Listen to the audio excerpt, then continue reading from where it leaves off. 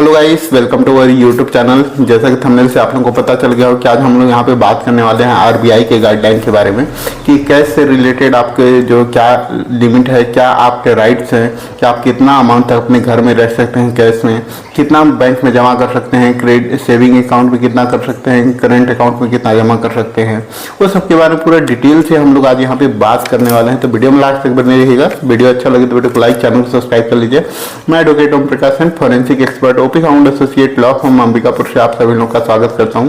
अगर आप लोग कोई भी कानूनी समस्या है और आप लोग मेरे थ्रू पर्सनली कंसल्ट करना चाहते हैं तो डिस्क्रिप्शन बॉक्स में एक व्हाट्सएप लिंक दिया हुआ है जिसके थ्रू आप लोग अपॉइंटमेंट बुक कराते हुए मेरे से बात कर सकते हैं। तो चलिए शुरू करते हैं। तो सबसे पहले हम लोग यहाँ पे देखेंगे कि जो वीडियो है इसको हम लोग 4 पार्ट में देखेंगे। सबसे पहले हम लोग यहाँ पे देखते हैं कि आपका जो अमाउंट है कैश आप अपने घर में कितना रख सकते हैं। तो इसके लिए जो है इनकम टैक्स जो एक्ट है या फिर जो आरबीआई का गाइडलाइन है वहाँ पे कहीं पे भी कोई ऐसा रूल नहीं है कि आप कितना अमाउंट तक आप अपने घर में कैश रख सकते हैं। उसका कोई भी लिमिट नहीं है, कोई गाइडलाइन ऐसा नहीं है, कोई ऐसा प्रोविजन नहीं है कि आप कितना अमाउंट तक अपने घर में कैश रख सकते हैं। लेकिन बशर्ते आपको क्या करना है, जो भी अमाउंट आप अपने घर में रखे हुए हैं उसके बारे में आपको जस्टिफिकेशन होना चाहिए। यानी आपने अगर बैंक से विड्रॉ हुआ है तो विड्रॉ स्लिप आपके पास होना चाहिए कि आपने इस बैंक से यहाँ पे विड्रॉ करके रखा हुआ है, या कोई भी आप अमाउंट आप रखे हुए हैं उसके लिए प्रॉपर आपके पास जस्टिफिकेशन होना चाहिए।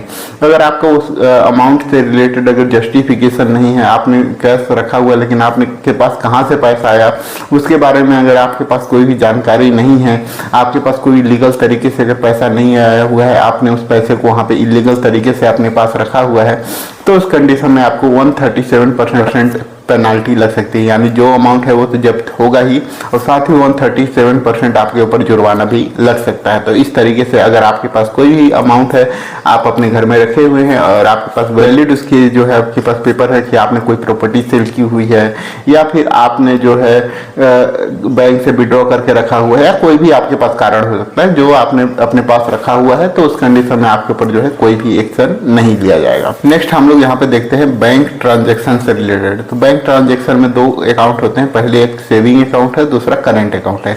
सेविंग अकाउंट में जो है लिमिट है लेन देन करने की, जो ट्रांजैक्शन लिमिट है, अगर आप वहां पे 10 लाख रुपए तक डिपॉजिट कर रहे हैं तो उस कंडीशन में जो है आपके ऊपर कोई भी एक्शन नहीं होगा। लेकिन 10 लाख रुपए से ऊपर अगर आप कोई भी ट्रांजैक्शन करते हैं तो उस समय जो है जो बैंक है उसके द्वारा एनुअल इंफॉर्मेशन रिपोर्ट एक प्रिपेयर किया जाता है जिसमें आपको आपके जो भी ट्रांजैक्शन है उसके बारे में वहाँ पे डिटेल दिया जाता है। तो उस कंडीशन में आपके पास जो है इनकम टैक्स से नोटिस आ सकता है।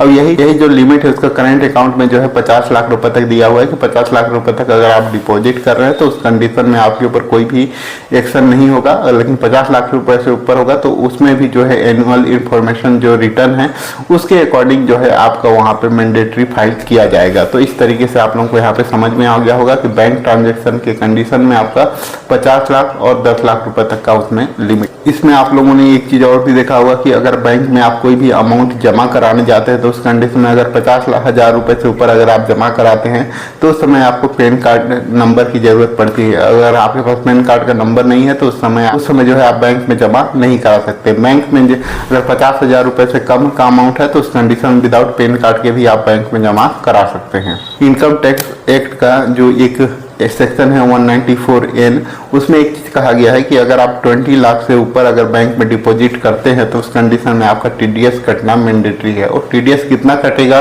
वो जो है वेरी करता है अलग अलग सिचुएशन पे, बट आपका टीडीएस वहाँ पे कटना चाहिए।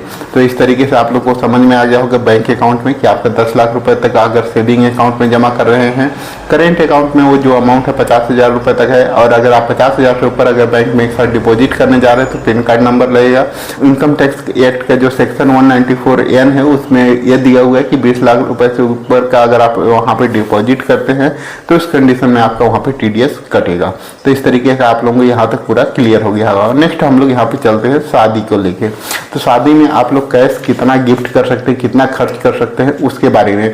तो शादी को लेके भी ऐसा कोई रूल वगैरह नहीं है, बट आप वहाँ पे 2 लाख रुपए तक का खर्च करेंगे तो वहाँ पे कोई भी आपके ऊपर कोई क्वेश्चन नहीं होगा। 2 लाख के ऊपर आपके ऊपर हो सकता है। लेकिन यहाँ पे हम लोग यहाँ पे एक चीज देखते हैं कि जो यहाँ पे दूल्हा दुल्हन होते हैं, जो यहाँ पे कि शादी में किसी को जो है कोई गिफ्ट मिलता है, कैश गिफ्ट मिलता है, तो उसका जो है टैक्स देने की जरूरत नहीं है। अगर किसी रिलेटिव से वो वहाँ पे कैश में अगर उनको मिल रहा है तो उसका उनको इनकम टैक्स देने की जरूरत नहीं है, उनको कोई भी टैक्स वगैरह वहाँ पे करने की जरूरत नहीं है। लेकिन अगर कोई भी अमाउंट आपका फ्रेंड्स लोगों से आता है, यानी रिलेटिव से अलग किसी और के द्वारा अगर आपको वहाँ पे वो गिफ्ट दिया जा रहा है जो कि अमाउंट 50,000 से ऊपर है, तो उस कंडीशन में उसमें जो है टैक्स लगेगा। यहाँ तक आप लोगों को क्लियर हो गया होगा। आप लोग खर्च तो कितना भी कर सकते हैं, अगर आपको जो है इनकम टैक्स में कितना भी मिलेगा तो उसमें आपको जो भी आपको रिलेटिव लोगों से जो भी पैसा मिलेगा उसमें कोई भी टैक्स नहीं लगेगा। फ्रेंड्स में 50,000 से ऊपर कंडीशन में आपको टैक्स देना पड़ेगा। नेक्स्ट है प्रॉपर्टी से रिलेटेड। तो प्रॉपर्टी से रिलेटेड जो है, आप अगर कोई भी प्रॉपर्टी परचेस कर रहे हैं तो जो है एक्चुअल जो रेट होता है उससे जो है ज़्यादा बाजार मूल्य के अकॉर्डिंग वहाँ पे सेल किया जाता है। तो कुछ ट्रांजैक्शन जो है कैश में किया जाता है, आप लोगों को पता होगा। तो इस समय इसके लिए जो है 269SS एंड 269T की जो इनकम टैक्स एक्ट है उसके अकॉर्डिंग यहाँ पे दिया हुआ है कि अगर कोई भी ट्रांजैक्शन 20,000 से अगर ऊपर का अगर कोई भी करता है तो उस कंडीशन में उसके ऊपर जो है पेनाल्टी लग सकता है। और जो पेनाल्टी है वो लगभग 100% हो सकता है। मतलब आपको जितना भी अमाउंट अगर आप वहाँ पे कैश में दिए हुए हैं 20,000 रुपए से ऊपर, उस पर 100% वहाँ पे टैक्स लगेगा, यानी आपको 100% पूरा पेनाल्टी वहाँ पे आपको देना पड़ेगा। तो आई थिंक आप लोगों को एक एक चीज यहाँ पे क्लियर हो गया होगा, जिसमें मैं यहाँ पे तीनों चीजों के बारे में बताया। जैसा कि आप लोगों को पता है कि घर में कैश कितना रख सकते हैं, बैंक में कितना ट्रांजैक्शन कर सकते हैं, और शादी में अगर आपको कोई गिफ्ट वगैरह मिला हुआ है कैश में तो उसमें इनकम टैक्स देना है या नहीं देना है। नेक्स्ट यहाँ पे अगर कोई प्रॉपर्टी वगैरह परचेस या सेल कर रहे हैं तो उस समय आपका अमाउंट है वहाँ पे जो है 20,000 तक ही आप कैश में वहाँ पे कर सकते हैं। उससे अब करेंगे तो उस कंडीशन में आपको जो है 100% वहाँ पे पेनाल्टी यानी जुर्माना आपको देना पड़ सकता है। तो आई थिंक आप लोगों को एक चीज क्लियर हो गया होगा। वीडियो अगर अच्छा लगा हो तो वीडियो को लाइक करें, चैनल को सब्सक्राइब कर लें, ताकि आगे आप लोगों को इस तरह का और भी अपडेट देखने को मिल सके। वीडियो को लास्ट तक देखने के लिए आप सभी लोगों का धन्यवाद। जय हिंद, जय भारत।